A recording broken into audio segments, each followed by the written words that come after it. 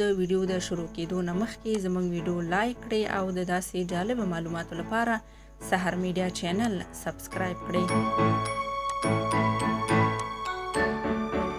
موږ باید په دې اړوند ځینو شیانو ته پوره پاملرنه وکړو.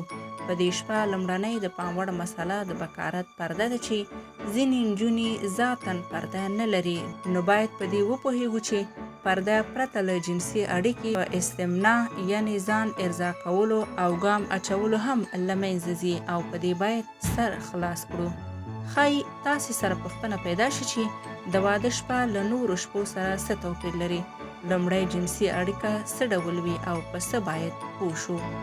بلې دا هغه شپه ده چې نارینه او ښځینه په لومړي ځل لومړی جنسي اړیکه او ګډ ژوند پیلوي چې یاد ژوند له تیر ژوند سره خورا توپیر لري.